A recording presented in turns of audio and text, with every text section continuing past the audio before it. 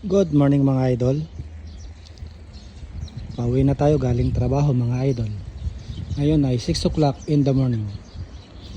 Dadaan tayo dito mga idol sa Eskinita. Dadaan ko kayo dito sa Eskinita ng South Korea.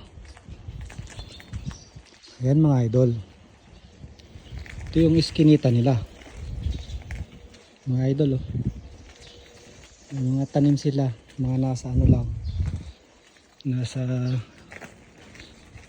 mga container.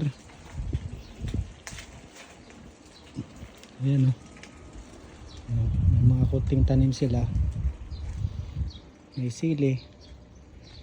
Ito labanos yata yan eh. May okra. Hop. Ayan o, sili na naman. Mahilig talaga sila sa sili mga idol. Tatanim sila palagi. Kasi bira lang yung summer kasi dito mga idol.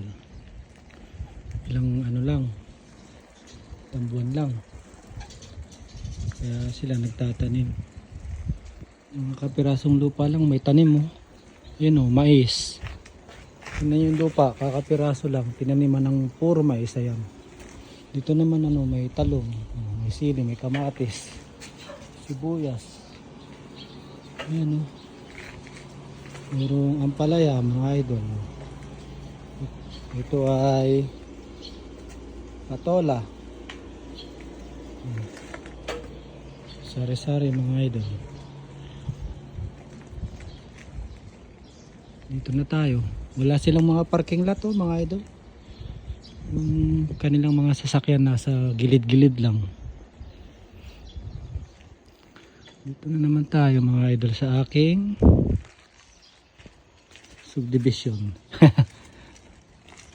Mga idol. Ayun o, yung may-ari ng bahay namin may mga tanim din siya. Tanda na, nagtanim-tanim pa sa harapan. Ayan o, may talong mga idol o. Yun o. Malaki-laki na to mga idol oh. Ayun, marami siyang kamatis doon oh. Mayroong sibuyas. Mayroon pang kalabasa oh. Parang hindi bumubunga tong kalabasa. Ganito yung kalabasa nila. Maliliit lang, parang pahaba. Ayun oh, may sili. Sibuyas. Ayun mga idol oh, prutas. Tapos ang ating magdamag mga idol, papahinga agad tayo. Dito na tayo sa bahay mga idol.